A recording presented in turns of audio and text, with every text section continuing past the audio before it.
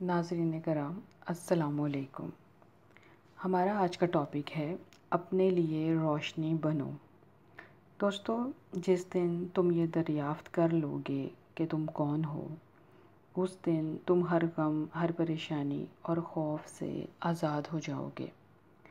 معرفت ذات یعنی خدا کی پہچان اتنی آسان نہیں، اور معرفت ذات کا کوئی ٹھیکہ بھی نہیں ہے۔ اختیار تو سارا اللہ پاک کے پاس ہے، اطاعت صرف معرفت ہے، عمل صرف نیک ہی کرنا ہے، ہر فیصلہ صرف اپنے اندر کے سچ کی روشنی میں کیا جاتا ہے۔ دوستو، یہ اندر کی روشنی وہ ہے جو کوئی بھی ہمیں دے نہیں سکتا، بس یہی مخلوق پر خالق کا حق ہے کہ وہ فیصلہ اپنے اندر کی روشنی کے مطابق کرے۔ ایسے میں خود اپنے لیے روشنی بنو اور اس رستے پر چلو جسے خدا نے تمہارے لیے، خاص تمہارے لیے ہی چنا ہے۔ میرا رب اس بستی کی ایک پر رونق گلی کی نکڑ پہ چلو میں پانی بھرے کھڑا ہے اور پکارتا ہے، آؤ میں تمہیں صاف کر دوں۔ تم جو علائشوں میں لپٹے ہو، اپنی بوجھ بھری زندگی سے پریشان ہو، یہاں میرے پاس آؤ، میں تمہیں پھر سے پاکیزہ بنا دوں گا۔ مگر ہمیں اس پر یقین ہی نہیں آتا۔ وہ ہاتھ جو پہلی بار ایک گندی، بدبودار چکنی مٹی سے اس پتلہ خاکی کی تخلیق پر قادر ہے، وہ بھلا پھر سے ہمیں پاک کیوں نہ کرے گا؟ دوستو، دکھ اس وقت تک باقی رہتے ہیں جب تک گناہ باقی رہے۔ گناہوں کو چھوڑتے ہی دکھ کا سلسلہ بھی ختم ہو جاتا ہے۔ یہ ممکن ہے کہ گزشتہ گناہوں کا اثر کچھ دیر تک باقی رہے، لیکن عن قریب مسرت کا عمل شروع ہو جاتا ہے۔ حضرت عیسیٰ فرماتے ہیں، میرا پیغام میرے ماننے والوں کو زندگی دے گا اور ان کے جسموں کو صحت بخشے گا۔ قرآن کریم میں فرمایا گیا ہے، وہ ایماندار لوگ جو اپنے ایمان میں گناہوں کو داخل نہیں ہونے دیتے، وہ امن و سکون اور ہدایت کی نعمت سے بہرہور ہوں گے۔ ناظرین، تندرستی نیکی کا نام ہے۔ جب لالچ، نفرت، فریب کی آگ بجھ جاتی ہے تو مکمل چین و سکون مل جاتا ہے۔ مادی زندگی ایک دن فنا ہونے والی ہے اور بقا صرف آخری زندگی کو حاصل ہے۔ مرنے کے بعد کی زندگی کی حقیقت کو اگر ہم نے مادی زندگی میں سمجھ لیا تو اصل میں یہ اصل کامیابی ہے۔ روح معین مدت کے بعد جسم سے رشتہ منقطع کر لیتی ہے، اس دنیا کا لباس اتار کر دوسرے زون میں منتقل ہو جاتی ہے۔ جسے ہم زندگی اور بقا کا نام دیتے ہیں، وہ دراصل فنا ہونے والی ہے، اور جسے فنا کہتے ہیں وہی در حقیقت بقا ہے۔ اللہ پاک کو جس عمل میں سب سے زیادہ خوشی حاصل ہوتی ہے وہ توبہ ہے۔ توبہ کے معنی پلٹ جانا، رجوع کرنا۔ بندہ جب گناہوں کی دلدل میں گرتا ہے تو خود کو اللہ پاک کی محبت سے دور کر لیتا ہے، اور جب وہ پلٹتا ہے، شرمسار ہوتا ہے، تو اللہ تعالیٰ غفور و رحیم ہے، معافی قبول کر لیتے ہیں۔ معافی مانگنے والے کے دل میں اللہ کی محبت پیدا ہوتی ہے، وہ روشن ہو جاتا ہے، اور پھر اسے دنیا کی کوئی شے دھوکہ نہیں دے سکتی۔ اچھائی کے رستے پر چلنے والا انسان فرشتوں کی طرح ہوتا ہے۔ وہ کبھی نہیں گنتا انہوں نے کتنا دوسروں کو کتنا دیا ہے، اور وہ یہی سوچتے ہیں کہ یہ سب کچھ انہیں اللہ کی طرف سے مل رہا ہے جو وہ دوسروں پر خرچ کر رہے ہیں۔ دوستو، حصول علم کے 5 ذرائع ہیں: سننا، دیکھنا، چکھنا، سونگھنا اور چھونا۔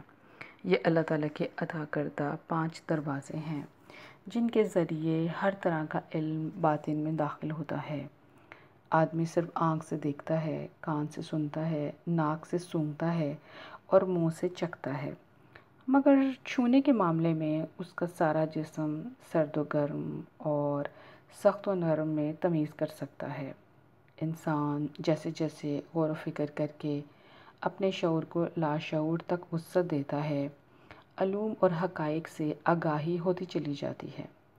دوستو، اللہ سے دوستی کا مطلب ہے ہر مخلوق کو دوست بنانا۔ یہ دوستی اپنے اغراض کے لیے نہیں ہے بلکہ اللہ پاک کے لیے ہوتی ہے۔ اللہ پاک سے خالص دوستی کا احساس دل میں تقویت پاتا ہے تو لامحالہ بندہ محسوس کرتا ہے کہ یہ فرد اللہ کی مخلوق ہے۔ ہر بندہ آدم علیہ السلام کی اولاد کی حیثیت سے میرا بھائی یا بہن ہے۔ مخلوق خدا کو دوست رکھنے والے کے چہرے پر نرمی آتی ہے اور دنیا و آخرت میں انعام و کرام ادا ہوتا ہے۔ دوستو، دنیا کی زندگی کھیتی ہے۔ انسان جو کچھ بوتا ہے دوسری دنیا میں کاٹتا ہے۔ دوسرے عالم میں منتقل ہونے کے بعد وہاں ہماری کیفیت اس دنیا کے طرز فکر کا نتیجہ ہوگی۔ مٹی کی کشش میں رہنے والا ہر مقام پر مٹی کی کشش میں رہتا ہے، اور جو اس کشش سے آزاد رہنے کی کوشش کرتا ہے وہی نئے عالمین سے متعارف ہوتا ہے۔ لیکن جہاں موجود ہر شے مٹی کے ساتھ مٹی بن جائے گی، پھر چاہے گداگر ہو یا بادشاہ، امیر ہو یا غریب ہو، اور وہ چاہے کسی بھی رنگ و نسل یا مذہب و ملت سے ہو۔ مولانا جلال الدین رومی فرماتے ہیں، گفتگو سے سمجھ بوجھ میں اضافہ ہوتا ہے، لیکن تنہائی اور خاموشی وہ مکتب ہے جہاں عظیم ذہن بنتے ہیں۔ قرآن پاک میں ارشاد ہوا ہے، جس نے موت اور زندگی کو تخلیق کیا تاکہ لوگوں کو آزمائے کہ تم میں سے کون بہتر عمل کرنے والا ہے۔ ناظرین، اور وہ زبردست بھی ہے اور درگزر فرمانے والا بھی ہے۔ اللہ کے دوستوں کے لیے موت زندگی کا حسین مرحلہ ہے جو انہیں محبوب سے ملاتا ہے۔ اس کے برعکس جو لوگ موت سے خوف زدہ ہیں وہ اصل میں غافل ہیں۔ جانا تو انہیں بھی ہے مگر تکلیف اور مجبوری کے ساتھ، جیسے چھالا پھوٹ کر پانی بن جاتا ہے۔ دوستو، لفانی زندگی کے مقابلے میں مادی حیات کی حقیقت ایک سانس سے زیادہ نہیں۔ عقل مند وہ ہے جو ہر سانس کو اللہ تبارک و تعالیٰ کی یاد میں گزارتا ہے اور موت و حیات کی کشمکش سے نکل جاتا ہے۔ قرآن پاک میں ارشاد فرمایا گیا ہے، اللہ پاک فرماتے ہیں، جو لوگ مجھ میں جد و جہد کرتے ہیں میں ان کے لیے اپنی راہیں کھول دیتا ہوں۔ یہاں اللہ پاک کا قانون بیان ہوا ہے، ہم جس راہ کے لیے جد و جہد کریں گے ہمارے لیے وہ راہ کھل جائے گی۔ اگر ہم دنیا کے کاموں کے لیے جد و جہد کریں گے تو جلد یا بدیر مطلوبہ اشیاء حاصل کر لیتے ہیں، پھر کیوں نہ یہ جد و جہد اللہ تعالیٰ کے لیے کی جائے۔ دوستو، یاد رکھیں، جس طرح ہر جرم کی سزا ہوتی ہے اسی طرح ذکر الہی سے غفلت کی سزا دنیا کی محبت ہے۔ دوستو، آج کی آخری بات کی طرف چلتے ہیں۔ فرمایا گیا ہے، اے آدم یعنی اے انسان، یقین جانو کہ اللہ کی قربت وہ احساس ہے جس کی مثال اگر دنیا کے کسی جذبے میں ہے تو وہ اللہ کے حکم کی تعمیل اور اس کی مخلوق کی بے لوث خدمت ہے۔